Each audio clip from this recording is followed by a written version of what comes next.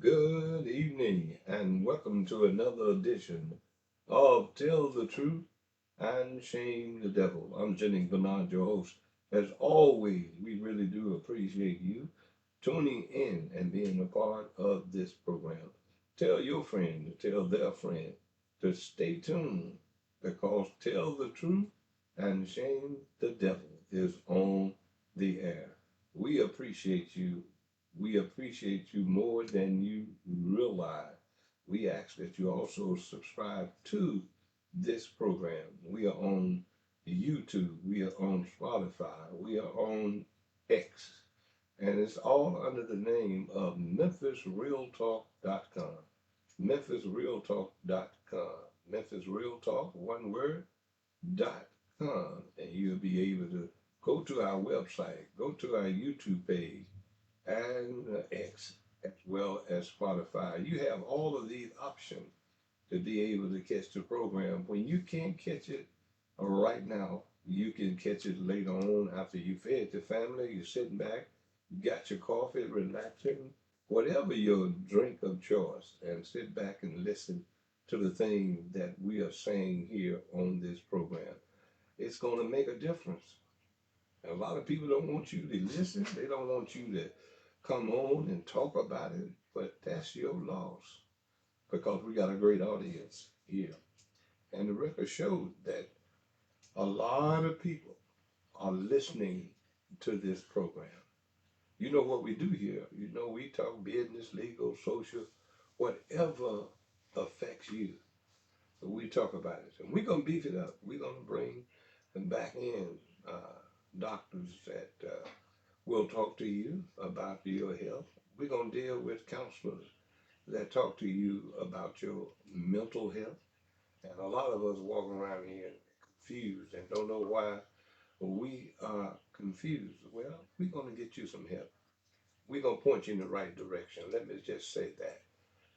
If you need that kind of or medical help, we're going to what we used to do when we was on the radio.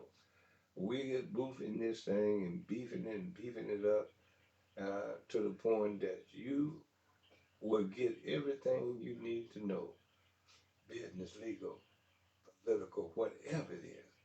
We're going to talk about it. And I look forward as we getting geared up. Come February the 22nd, I believe that that would be the cutoff date for all of these candidates who's going to stay in the race, and some may withdraw from the race. Some may stay in the race and don't have a dime to run, but they think you'll vote for them by way of their name recognition.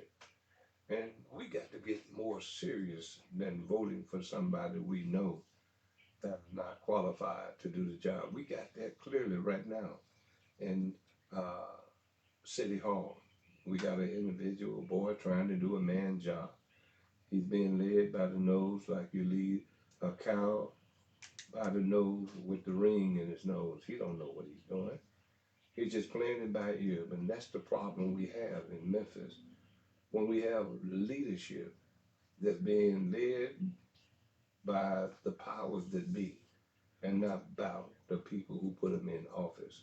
So those days are over, and we're going to do something. We're going to have this opportunity to correct it, and we're going to talk about something that came up. Again, let me say to you yesterday, um, I got up and I was at a barely at a whisper.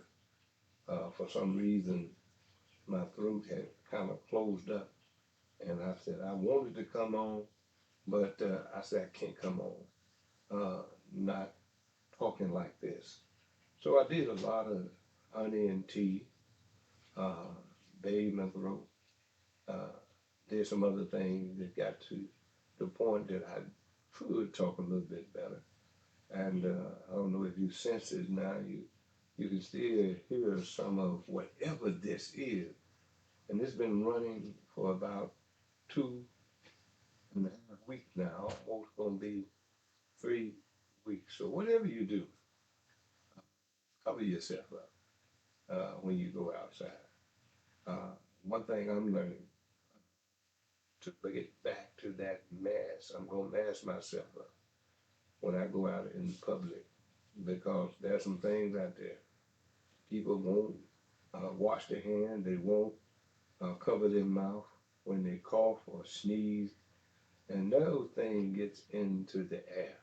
Uh, I had a situation where I had to go uh, downtown, and I was in the VA. Believe me, God bless all the soldiers, female and male, that was down there as well. But it was so many of us down there, and we had a lot of coughing, sneezing going on. And I don't really know if that got me to a little setback or whatever, but we learned that you need to cover up. And I'm saying that to you, don't take it that you're young and you're dumb when you don't think that you can come down hard uh, with whatever this is that's going around. I want to just remind you of that before we get into what we need to talk about. And that's one particular thing that I want to talk about, and it really kind of ticked me off. You know, let me say this to you, and I want you to understand. Some people don't care about what they don't know. They don't care about the fact that they don't have the leadership skill. I often tell you there's three things that they want, ladies and gentlemen: power, position, recognition. Let's throw that money in there as well. Paycheck. They want those things. Come hell and high water, they want those things because they want to feel important. They can't stand on who they are and what they have become without having those three elements or four elements I just named that they want behind. See, let me tell you something about me, who I am, and how I was raised, and how I became a man to know who I am. I hold my head up and my shoulder back. I can talk about anybody in this city, and I can walk in the midst of them with my head up and my shoulder back. That's who I am. Don't have a title on my name. Don't have this, uh, when you see me, recognition. I'm just who I am, but I can stand tall no matter what it is I do. I don't have to have a city council behind my name. I don't have to have a county commissioner or a mayor behind my name, but the respect for who I am and how I carry myself is worth more than any title you can give me. Any title. And that's the problem that we find with most of these politicians. They are absolutely nothing in leadership if they did not have those titles and positions. You look at them, you strip them down from everything of recognition that they take it away from them. It's just another individual walking around with nothing to give to society. Everybody has something to give, but the mentality of these so-called leaders that you have, they're not worth what the little bird left on the limb. And we have to be honest about that. We have to say it. So I came in with this intro saying what I just said, and it deals directly with the interim superintendent of schools, Roderick. Uh, you know what I'm talking about. I can't think of his last name right now. But anyway, this man, Richmond, Roger Richmond, this man is the worst of the worst. I laid out why I thought that he was not worthy to tie his own shoes. Because this man here is devious, he's conniving, and he's a backstabber. As far as I'm concerned, as I sit back and evaluate how he got to that position and the position that he had before he became an interim. Now, Richmond, and I hate to put the word doctor in front of him, but Richmond, you are not worthy believe me, you are unscrupulous. You're unscrupulous. You are an individual that would do anything, as I see it, to get ahead. And those are the people that you hear me say all the time. Trust everyone, but do not trust the devil that's inside of him. To me, Dr. Richmond is the worst of the worst when it comes to being an individual that will stab you in the back. And let me say this to you. And I know he listened to the program. I see him liking some of my posts, and I'm saying this to you.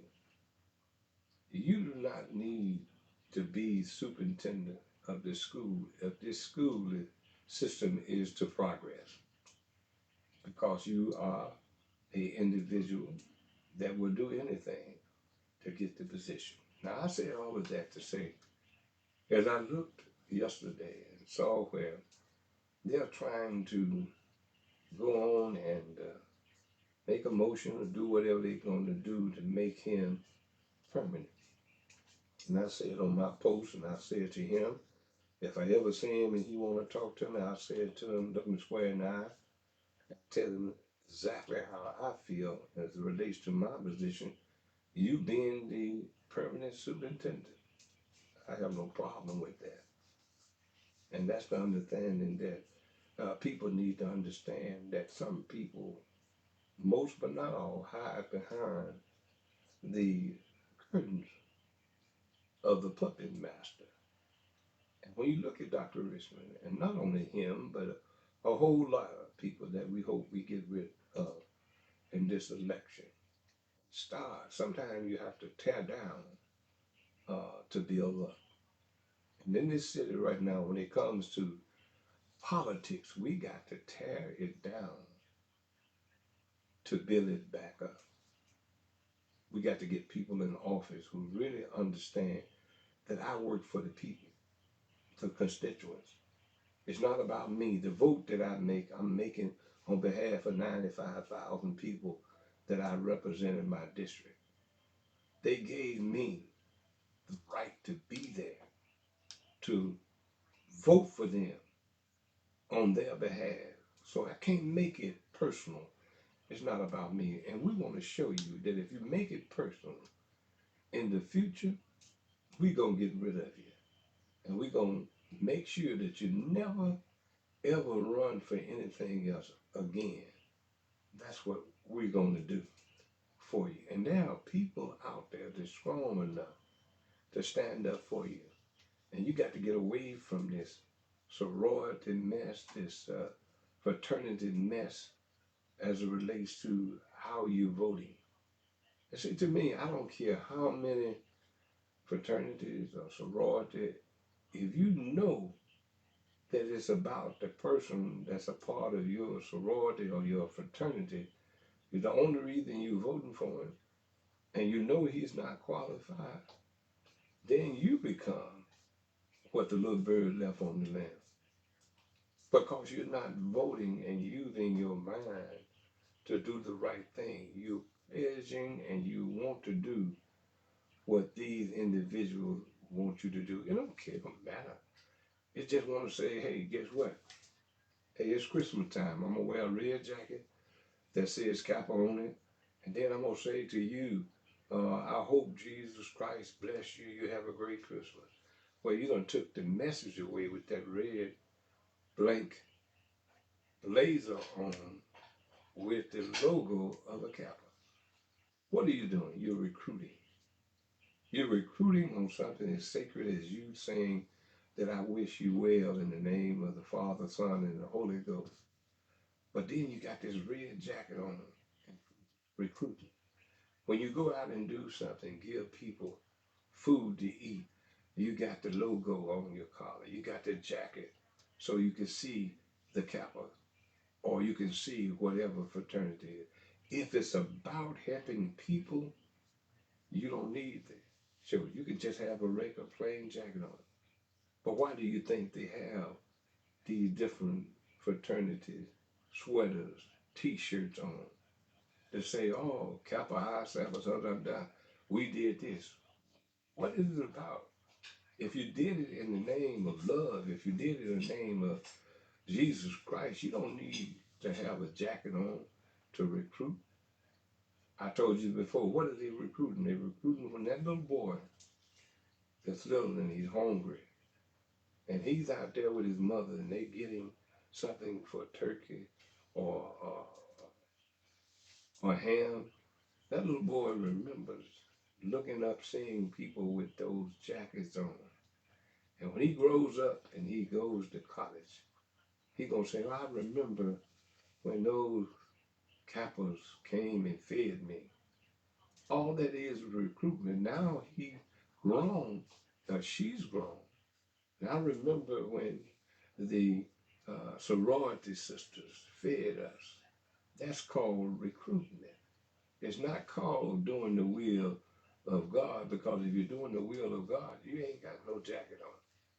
Wishing people a happy Christmas, but you got a Kappa red coat on. Ladies, you got to think, outthink these people who think they're smarter than you. You got to know what they're doing while they're doing it and standing up saying they're doing this on your behalf. And the people who sit under them on Sunday morning and listen to what they're saying, and then you turn around and see what they're doing, you need to ask the question, Pastor, why was you uh, on giving people on Facebook well wishes with your Kappa coat on? I don't understand that.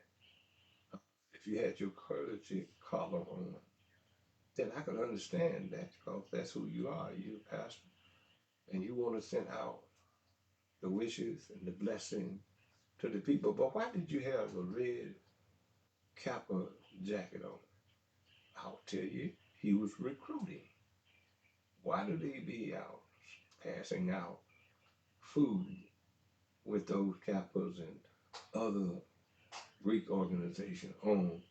Because they're recruiting. That's what it's all about.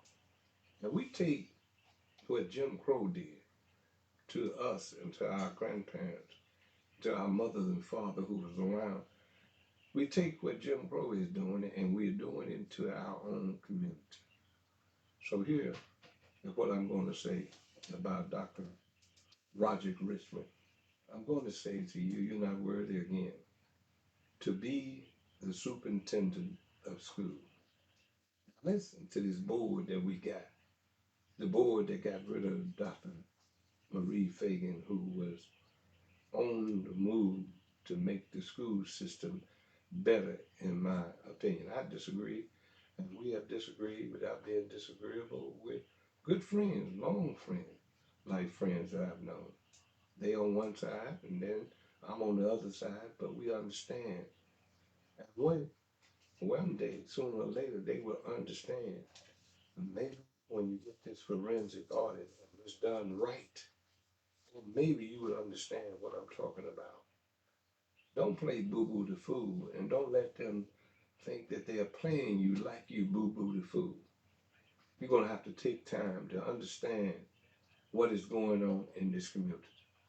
So the board that got Dr. Marie Fagan. Now, just check this out. You mean to tell me that you're under Dr. Fagan, Roger Grissom? You, listen to me.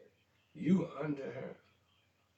But the night they got rid of her, they called you up to take her place.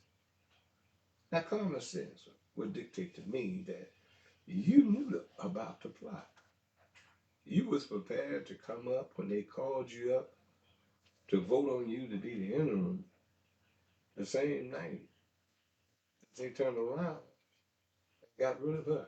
Now, you gonna tell me, Roger Richmond, that you didn't know that that was going to happen that night? If you knew that that was going to happen that night, and you are on the link of Dr. Fagan, and you didn't say nothing because they were pulling you up to take her place. What the song say, you smile in my face all the time you want to take my place. Dr. Richmond, Roderick Richmond, rather, Isaac Richmond was my good friend. But Dr. Roderick Richmond, man, you ain't worth what the little bird left on the limb. You a snake in the grass. And I would say to everybody that cares about Dr. Marie Fagan, I would say to you that when you get elected, we're going to replace those six, I believe, without a doubt. Those six that voted to get rid of Dr. Fagan, the people will rise up. They would stand up. I will keep posting those individual names that voted to get rid of her. And then we're going to put some real people on now. And we're going to see exactly what the forensic audit is going to recommend. I've heard people say they're going to have a board on top of the board watching to see what the board does. And they have the power. What kind of power? I do not know. But you're going to have a board on top of a board. I would just suggest why not get rid of that board and put proper people in place of them. It's a lot of position that's going to be voted on. And take time. Get you one of those ballots. They usually print them and let you know who was on what and what they're running for. Take that ballot, lay it on the table, look at it and research, talk to your neighbors, your friends, and y'all make the right decision because it's time out. So for this board to say that they want to go on and, excuse me, offer Dr. Richmond a contract, when you know you got an election coming up, you're trying to seal him in place. But me, I wouldn't care that if you did do a contract, the new board would come in and have to look at that contract. Now, to me, if they give him a contract and the board decides they don't want him, then they may have to pay him. But to me, I'll pay a snake to get rid of a snake. And I used to tell the story all the time about my father and I was talking one day. And he told me, you see that man now? And $20 back in the day was a lot of money. You could buy a gallon of gas for about 26 cents. You could buy Coca-Cola for about 12 cents. You could buy a loaf of bread for about 16, short loaf, 12 cents. So $20 was a lot of money. And we was talking. And I said, did you see so-and-so? He said, yeah, I saw him. But he dodging me. I said, well, why is he dodging you, Dad? He said, well, I loaned him $20. But that's all right. I said, that's all right. You loaned him $20. He said, that's all right. But you know what I just did? I said, no, Daddy, what did you just do? I just bought him for $20. I said, what do you mean by that? He said, I don't have to worry about him coming to me, asking me for anything else because he's dodging me. That's the reason he know he owed me.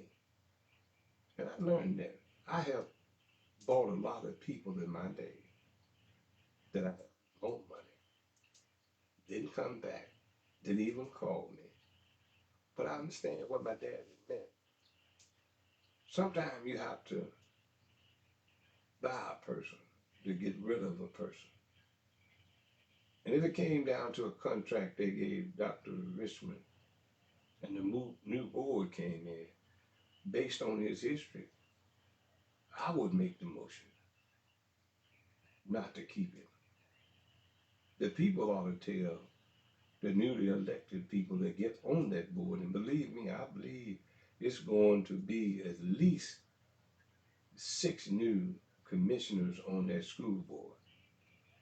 Because whatever this forensic audit said, if it don't go back and tap Dr. Uh, Jarvis Ray on the shoulder, then you ain't did a forensic audit. Because we know a lot of stuff went on unethical under his administration. A lot of money and contracts perhaps was given out to buddies and friends and promotions made under his administration. All of this was brought out. That should be a part of the forensic audit. I don't know if there's a statute of limitation for robbing and stealing from the people of the city of Memphis, but that's something that needs to be looked into. Because I know certain people, they'll wait 4 or 5 years doing their investigation, and then they'll come knocking at your door in the 3, 4 o'clock in the morning, reminding you of something you did 4 years ago. And if you misappropriated and you was a part of that, you got contract, you ought to be nervous if the forensic audit was done right. So my point is that the new board should decide, whether or not Dr. Richmond get a new contract. Don't need to be this board. What they trying to do, if they do that and you allow them to do that, they're trying to lock him in so he can get paid. And I said the first thing he did as an interim, made sure that his wife and their 14 children that they had at that time would be able to function. Now, to me, that says to me, and Dr. Richmond, if you think I'm telling a lie, you can call me as well, 901-288-5775,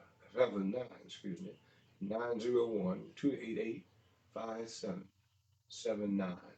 Feel free to call me, and I'd love for you to come on the show and let's debate what I've seen you doing as a so-called leader in this community.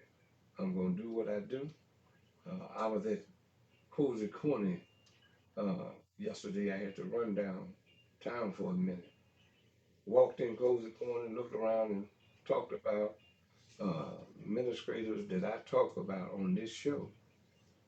Was sitting right in there, and they saw me. They whispered. They came by. Hey, Jennings, how you doing? I'm doing fine. How you doing? And we go on. But the bottom line is, I'm going to do what I do, and I'm man enough to stand up and say what I said. Because what I have is receipts, and I know what I'm talking about. And you ought to be ashamed if you are doing what I'm saying you're doing. You ought to be ashamed of yourself. But then you have the power. You have the power. They want to get back on their seat. All you got to do is start calling your representative that represent you and say to them, don't you give Dr. Richmond no contract. Let the new board do that. And if enough of you all call your representative on that school board every day, somebody in your family called and said the same thing. Hey, don't give him a contract. You may be there, you may not be there. But let the new school board come up with that decision. Because to me, everything that speaks of backstabbing, it reeks with Dr. Richmond, in my opinion. Ladies and gentlemen, I don't like it. And what I don't like, I'll stand here, I'll sit here, and I'll tell you what I don't like and how I feel about it. But ain't too many people, there's some, that's willing to do that. I don't look for nothing. I don't want no handout. Whatever I earned it because of the man who I am and the dues that I paid to be who I am, and the blessings of God who have shadowed me as he did Job with a hedge around him. He protected me. And I got enough common sense to know what to do and what not to do. Greed does not live with me in my mind or my heart. Because what I do, only what I do for Christ will last. And that's what most people don't understand. Get mine, get it in a hurry, get it by any means necessary, even if I have to lie to the people that I'm supposed to be representing. Even if I have to vote, hey, don't let AI come in here and gonna kill some of the people over a period of time. We get the turbine, and just across the borders from Tennessee to Mississippi, they get a data plan where they keeping data as opposed to turbine. Where did the turbine go? They go where black folks live. And you got so much time, so much land out in Germantown and out that way. They couldn't have put it out there. Think about what they want to do. Until the new Chicago people rose up, they wanted to put it in the heart of a black community, a jail. Take it away from 201 Poplar, put it right there in the heart where vacant land is at Firestone. But the people of New Chicago, they said, no, we're not having it. And they showed up and showed out. But yet, they want to put everything that's detrimental, in my opinion, in the black community.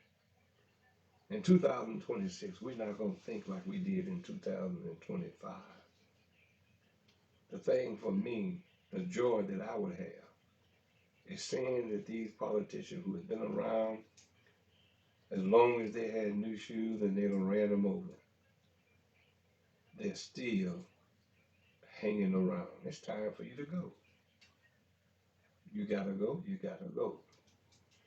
When you look at your situation and your living condition and what your community look like, you ain't got the best representation. When you look at them and they trying to get money from the power to be, to hoodwink you, to bamboozle you, to run amok over you, to get back into the office, it's not about you, it's about them. And ladies and gentlemen, get on the phone. I'm going to post it on my timeline. And you call over that school board to leave a message to the people who's supposed to be representing you now. You need to tell them you don't want them to give Richmond a contract. Let the new board do that. That's all I got to say about that. I wanted to take this opportunity. My voice is still not where it should be, uh, but I feel much better to be able to talk to you today. What do you think? Leave your comments. Let me know what do you think. Should Dr. Roger Richmond be given a permanent position of superintendent, or should that be based on the new school board that would be elected? You know what this old school board did? They got rid of Dr. Fagan. They put Richmond as the interim in there. You can't tell me he didn't know that that would happen. So if he knew that it was going to happen, you can't act surprised as though you didn't know what was going to happen. And then you got kind of tough, a little fussy with the people that knew what had took place. And you get upset and go argue with the folks and go apologize. I lost my. Oh man, you lost your temper because the people had you dead to right. And sir, I have no confidence in you or any like for you to be the snake in the grass that you are in. You need to go back to the grass, wallow around in the grass like snakes do, and not even come out to try to help people. I don't care what you think you have accomplished. But at the end of the day, you have proven your worth. And that is absolutely nothing in my opinion. You know it. And God knows that you knew what they was going to do, Dr. Richmond, that night when they did it and got rid of her and put you in. And they made a vote real quick to make you the interim. And the people have not forgotten that. And I say to the people, to all who are listening to me now, look it up, the school board, to leave a message. If you don't talk to them, leave a message. Just blow the phones up with you calling them and telling them, do not give him a contract. Let the new school board do it. I'm Jennings Bernard. You've been listening to Tell the Truth and Shame the Devil. As always, I do appreciate you being a part. I'm going to take a cut today until I get this thing, whatever it is, off of me as it relates to a cold, whatever. I don't know. I know it could be sinuses or whatever, but I'm doing everything to get back to where I need to be to continue. Look out for the candidates, those who would come and be on this show. Hey, in the words of my grandmother, she always said, it was the Lord's will and the creek don't rise. We will see you on Monday. Hey, you wrap up because the snow is supposed to be coming. And they say it's going to be a lot of it between tonight and tomorrow morning. It's supposed to last until Sunday. And then next week we go into something different.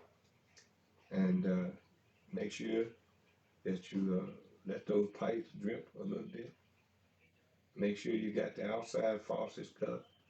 And that's a little old container I usually get them every year. You can go to Home Depot. It's a little cup that you can take and put it on your faucet. And that keeps that faucet from freezing. I always get two every year and put them on the outside of the faucet. One in the front, one in the back. Do that. But also remember what I said. Trust everyone, but do not trust the devil inside of us. God bless you. You have a great weekend, and you take care. Good night.